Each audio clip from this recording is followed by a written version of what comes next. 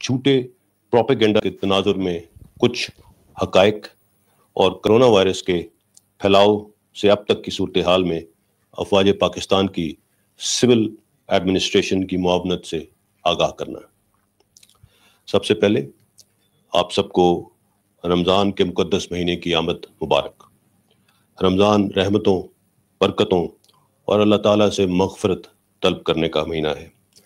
یہ مہینہ ہمیں صبر، شکر، برداشت اور مقررہ حدود میں رہنے کی درس دیتا ہے۔ دعا ہے کہ اس بابرکت مہینے کے توسط سے اللہ تعالیٰ کرونا کی اس وبا سے پاکستان اور پوری دنیا کو نجات دے۔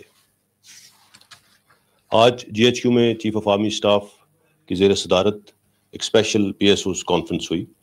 اس کانفرنس میں افواج پاکستان کی ملک کے طول و عرض میں کرونا وائرس کے لیے کی گئی ڈپلائمنٹ اور اس مد میں کیے جانے والے خاص اقدامات کا تفصیلی جائزہ لیا گیا۔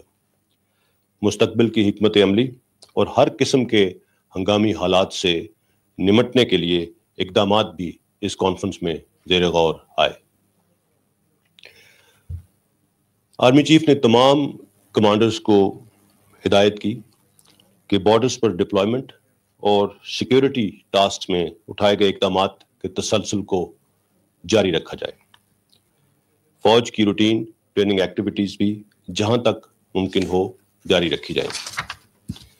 اس کے ساتھ ساتھ رمضان کے دوران عوام کی سہولت کو مد نظر رکھتے ہوئے سول اداروں کے ساتھ مل کر تمام دستیاب وسائل بروئے کار لائے جائیں تاکہ عوام کی مشکلات کا ازالہ ہو سکے اور وہ اس ماہ مقدس کے دوران ہر قسم کے فکر سے بالاتر رہ سکے۔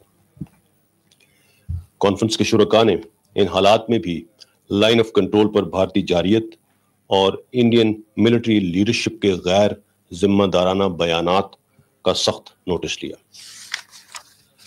لائن آف کنٹرول پر بھارتی اشتعال انگیزی میں پچھلے کچھ عرصے میں خاطر خواہ اضافہ ہوا ہے۔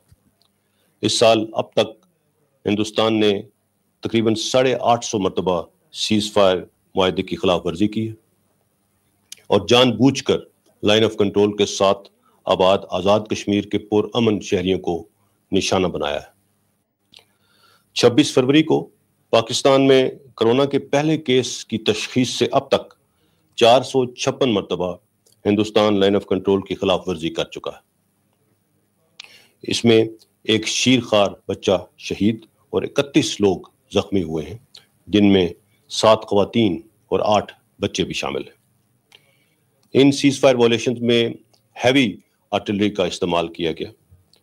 بھارتی فوج اپنی گن پوزیشنز کو پاکستانی فوج کی جوابی کارروائیوں سے بچنے کے لیے آبادی کا استعمال کرتی ہے تاکہ مقبوضہ کشمیر کے نہتے عوام کو انسانی ڈھال کے طور پر استعمال کیا جا سکے۔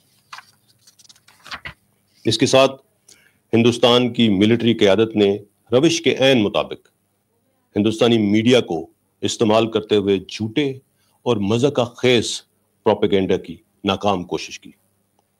بھارتی ملٹری قیادت کے پاکستان کے بارے میں دیے گئے حالیہ بیان بھارت کی اندرونی ناکامیوں پر بڑھتی ہوئی فرسٹریشن اور ڈی مورلائزیشن کو ظاہر کرتے ہیں۔ ایک ایسے وقت میں جب دنیا کووڈ-19 کے خلاف متحد ہو رہی ہے اور اقوام متحدہ کے سیکریٹری جنرل نے بھی پچھلے ماہ کی دنیا سے ہر قسم کی بین الاقوامی جنگ بندی کی اپیل کی، بدقسمتی سے ایسے وقت میں آر ایس ایس کے انتہا پسندوں نے تمام بین الاقوامی قوانین اور اقدار کو پامال کرتے ہوئے ثابت کیا ہے کہ ہندوستان ہندتوا اور سیفر آن ٹیررزم کو فروغ دے رہا ہے۔ بھارت نے ظلم، بربریت، نسلی امتیاز اور نفرت کی جو آگ مقبوضہ کشمیر میں لگائی، اب وہ پورے ہندوستان میں پھیل چکی ہے۔ Saffronisation of Indian military and polity is a sad specter that the world can ill afford under the present circumstances۔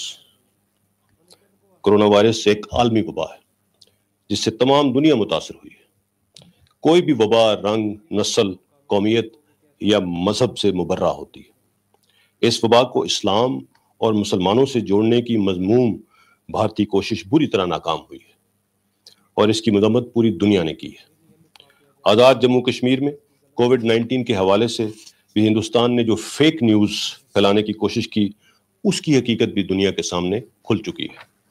الحمدللہ پورے پاکستان میں سب سے کم کرونا کیسز آزاد جموں کشمیر میں ہیں، اور ابھی تک کوئی بھی کووڈ-19 ریلیٹڈ ڈیتھ وہاں سے رپورٹ نہیں ہوئی۔ اس دوران 25 افراد اس وبا سے ریکور بھی کر چکے ہیں۔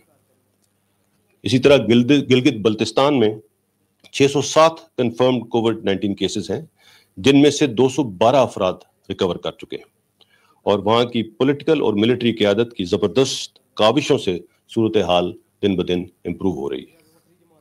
ملک بھر میں ہونے والی اموات جو کہ تو اب تک 237 ہیں، ان میں سے صرف 3 اموات گلگت بلتستان میں ہوئی۔ اس کے ساتھ ہی میں دنیا کی توجہ مقبوضہ کشمیر کے اندر کووڈ-19 کے اسٹیٹسٹکس پہ بھی دلوانا چاہوں گا، جو کہ 5 اگست 2019 سے لاک ڈاؤن میں ہے۔ ہندوستان کو جب بھی اندرونی مسائل کا سامنا ہوا، اس نے ہمیشہ پاکستان کو مورد الزام ٹھہرایا۔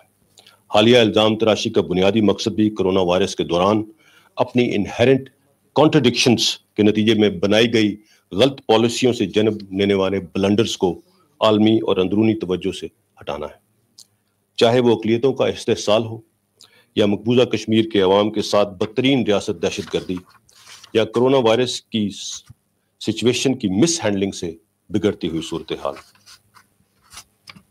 ان حالات میں جو بھارت کے اندرونی حالات ہیں، ان حالات میں کسی ملک کو بھارت میں انفلٹریشن کی ضرورت نہیں۔ الحمدللہ پاکستان میں سول ملٹری قیادت مل کر اس وبا کے خلاف ایک جامع حکمت عملی سے آگے بڑھ رہی ہے۔ پچھلے 58 دنوں کے جائزے کے بعد یہ واضح ہے کہ کرونا کنفرم کیسز ہماری انیشل پروجیکشن سے کم ہے الحمدللہ، لیکن خدشہ ہے کہ اگلے 2 ہفتے میں یہ تعداد پیک کر سکتی ہے، اور اس صورتحال سے نمٹنے کے لیے ہمیں انفرادی اور اجتماعی طور پر شدید احتیاط کی ضرورت ہے۔ National command and operation centre کے پلیٹ فارم سے پوری نیشنل ایفرٹ کو بہترین انداز میں کوآرڈینیٹ کیا جا رہا ہے۔ ہمارے quarantine isolation centres, testing capacity, hospitals اور انٹینسو کیئر کی استعداد میں بھی روز بروز ملکی سطح پر اضافہ ہو رہا ہے۔ پاک فوج کے تمام دستیاب وسائل، ہیومن ریسورس، ٹیکنیکل ریسورس، حکومتی احکامات کے تحت اس وبا سے نمٹنے کے لیے ہر لیول پر بھرپور طریقے سے استعمال ہو رہے ہیں۔ بدلتی ہوئی صورتحال کے تحت ریسورس ایلوکیشن کو بھی آلٹر کیا جا رہا ہے۔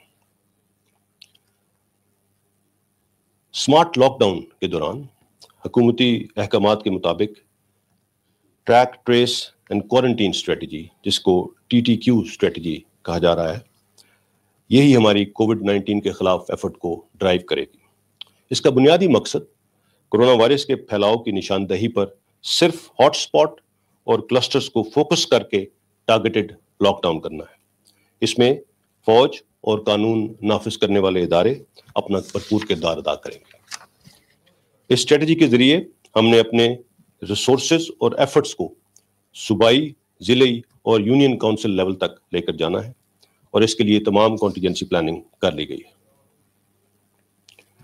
اس کے علاوہ پاکستان آرمی کے افسروں اور جوانوں نے کرونا وائرس کے لیے جو اپنی ڈونیشنز کا اعلان کیا تھا، اس کے تحت 4 صوبوں آزاد جموں کشمیر اور گلگت بلتستان میں 3.5 لاکھ سے زائد راشن پیکس کو مستحق افراد میں پہنچانے کا سلسلہ جاری ہے۔ کرونا وائرس کے دوران افواج پاکستان نے انٹرنل سیکیورٹی الاؤنس نہ لینے کا بھی فیصلہ کیا ہے، تاکہ یہ رقم بھی کرونا وائرس کے خلاف لڑنے میں استعمال کی جا سکے۔ پاکستان آرمی میڈیکل کور کی استعداد اس ایمرجنسی سچویشن میں بڑھانے کے لیے آرمی میڈیکل کور کے تمام ریزروسٹس کو طلب کر لیا گیا۔ اسی طرح پاکستان انٹرنیشنل ایئر لائنز کی کروز کی دستیابی اور فلائٹس آپریٹ کرنے کی صلاحیت کو برقرار رکھنے کے لیے PIA کے وہ کرو جن کا کرونا ٹیسٹ پازیٹیو آئے، ان کو پاکستان آرمی کے ہاسپٹل میں ترجیحی بنیادوں پر علاج کی سہولت مہیا کی جائے گی، تاکہ قومی ایئر لائن بیرون ملک پھنسے پاکستانیوں کو واپس لانے کا کام احسن طریقے سے سر انجام دے سکے۔ پاکستان آرمی کی 5 Covid testing labs Skardu, Taftan, Karachi, Islamabad اور راولپنڈی میں نیشنل انسٹیٹیوٹ آف ہیلتھ کی سپورٹ میں کام کر رہی ہیں۔ اس کے علاوہ سرحد کے داخلی مقامات میں کووڈ-19 کے بچاؤ کے خلاف تافتان، تورخم، چمن، ان تمام جگہوں پر کوارنٹین اور آئسولیشن فیسلٹیز قائم کر دی گئی۔ پاکستان ایئر فورس اور پاکستان نیوی بھی اس قومی کاوش میں اپنا بھرپور کردار ادا کر رہی ہیں۔ پاکستان ایئر فورس نے چائنا سے 6 سارٹیز کے ذریعے 77 ٹن امدادی سامان، جس میں میڈیکل اکوپمنٹ اور ادویات شامل ہیں، پاکستان پہنچایا ہے۔ 17 ڈومیسٹک ریلیف فلائٹس کے ذریعے 64 ٹن امدادی سامان ملک کے مختلف علاقوں میں پہنچایا جا چکا ہے۔ اس کے علاوہ خصوصی پرواز کے ذریعے لاک ڈاؤن کی وجہ سے بلوچستان میں پھنسے 150 افراد کو گلگت بلتستان بھی پہنچایا گیا ہے۔ پاکستان بحریہ بھی بلوچستان اور سندھ کے کوسٹل اینڈ کریک ایریاز میں مستحق افراد کو راشن پیکس اور پروٹیکشن ماسک پہنچانے کے ساتھ ساتھ بنیادی طبی امداد کی فراہمی میں بھی اپنا بھرپور کردار ادا کرے گی۔ چینی امدادی اور طبی سامان پاک بحریہ کے جہاز کے ذریعے گوادر میں مقامی آبادی میں تقسیم کے لیے پہنچایا گیا ہے۔ کورونا وائرس کی وبا کے دوران پیپلز ریپبلک آف چائنا نے ہر شعبے میں پاکستان کی بھرپور مدد کر کے ایک بہترین دوست اور تاریخی اسٹریٹجک پارٹنر ہونے کا عملی ثبوت دیا ہے۔ آج بھی چائنا سے 2 جہاز امدادی سامان اور ڈاکٹرز کی ایک ٹیم لے کر پاکستان پہنچے ہیں۔ یہ ڈاکٹرز کی ٹیم پاکستان میں 2 ماہ قیام کرے گی۔ چائنا کی اس مشکل وقت میں پاکستان کی مدد کو ہم بہت قدر کی نگاہ سے دیکھتے ہیں اور ان کے تہہ دل سے مشکور ہیں۔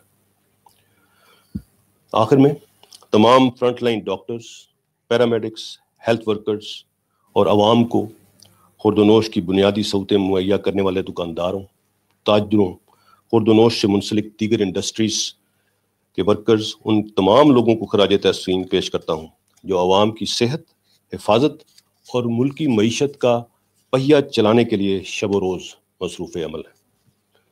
علماء کرام کا بھی اس پورے عمل میں کردار قابل تعریف رہا ہے۔